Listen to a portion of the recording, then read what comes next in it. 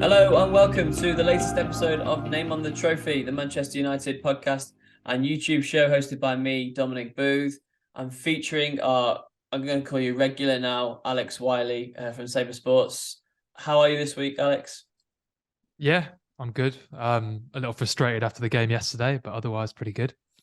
Yeah, we're recording this the day after United's 2-2 draw with Leeds at Old Trafford, which we were both present at. But we're going to continue our evergreen feel to these episodes rather than react to that, because there's probably hundreds of podcasts that you can listen to that are reacting to the Leeds game.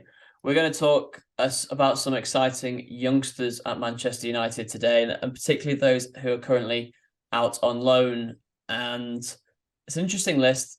We'll get into the bones of this very, very soon. But just a note at the start of the podcast this week, just to ask you all to rate and to subscribe on wherever you listen to your podcasts. Alex, I found out that, the other day that our standard listener was a UK male between the ages of 28 and 34. I don't know how surprising that is to you. I think it's quite surprising given that we're both 21. Yeah, I mean, we can try and keep that act up if we want, but No, it's not very surprising at all, to be honest.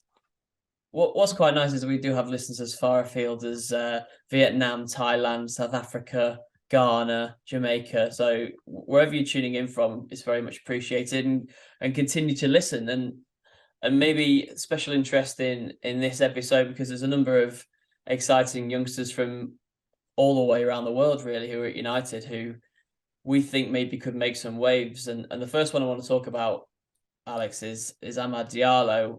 Amad, or Diallo, however you want to call him. Amad was always the way that I was told to call him in my previous job. But what's happening with Amad? First of all, can you tell us, because he's doing some serious things at Sunderland at the moment? Yeah, well, when United signed him, I thought he was one of the better young players for his position.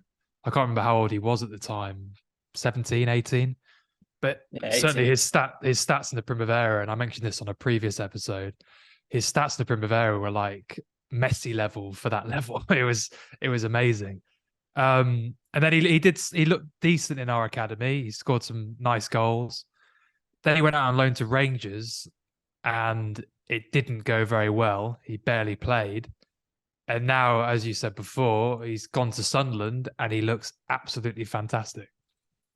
Yeah, it was probably not the right move that Rangers won at the time. I think kind of because of the situation that the Rangers were in. You know, they're fighting for a league title. They're a really, really big club, and Scottish football, I know a lot of people criticise it for the quality, but I think Ahmad was really in the thick of things there. Not saying that he isn't now, but he just seems better adapted and maybe better for that Rangers experience at Sunderland in the Championship. And he's gone from being one of the fringe players at Sunderland at the start of the season and think substitute appearances here and there to basically one of their most important attacking players, Alex. Yeah, at Rangers, he didn't play enough. And I always feel for players if they don't actually get the chance to show how good they are.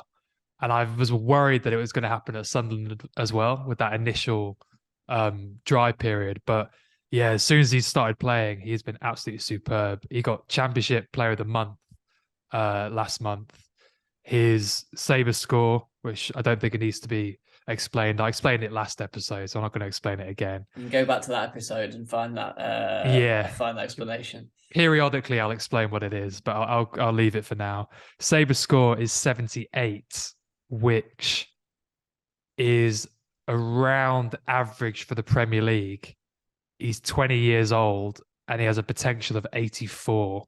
And 84 is like a starting player for one of the top sides in the Premier League. So it's really, really promising.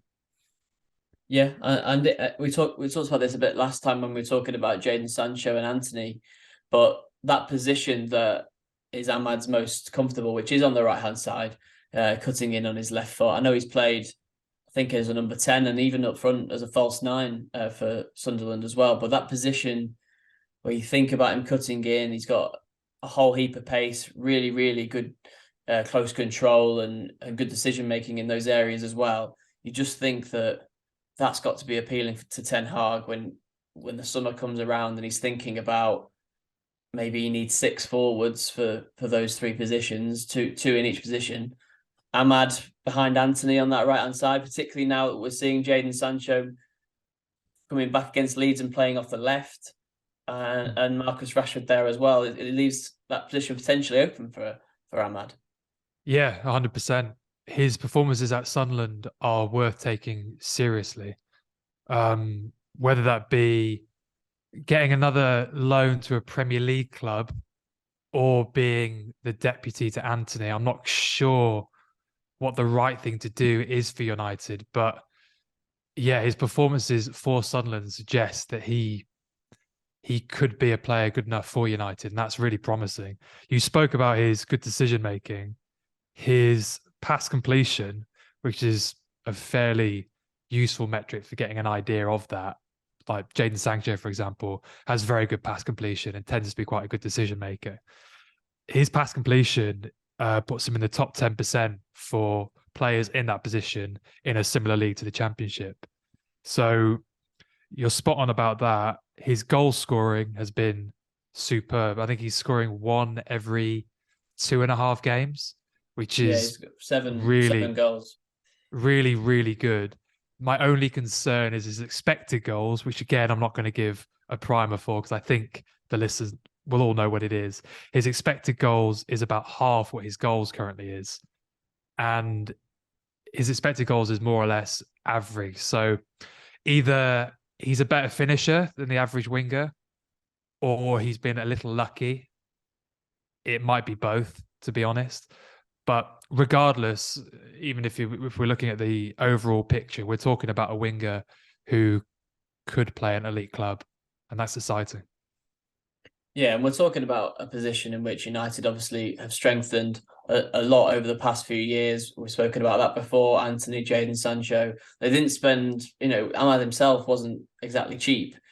I think there's a lot of performance-related add-ons in that deal, which could take it up towards the £40 million mark. So you would be expecting him to play a role in the first team for that kind of money. It's not the kind of player from the academy who, well, if he makes it, it's a bit of a bonus, but otherwise, on you go. United are going to invest a bit of time in him, I think, and that's maybe why I don't think that they will send him out on a Premier League loan next season. I think they learnt their lesson with James Garner. I think they should have brought James Garner back from Nottingham Forest after his first loan to give him a bit of a chance in the midfield.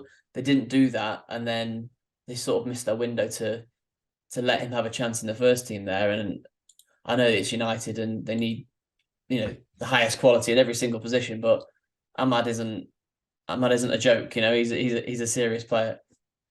Yeah, he is a serious player, and whether he gets that Premier League loan or not, I think it's really difficult. Like, it's a question of game time, because let's be honest, if he goes out on loan, he probably will play more than if he's at United. But then the flip side of that is if he's at United, he'll be training with the first team. He'll understand the system that Ten Hag wants to play.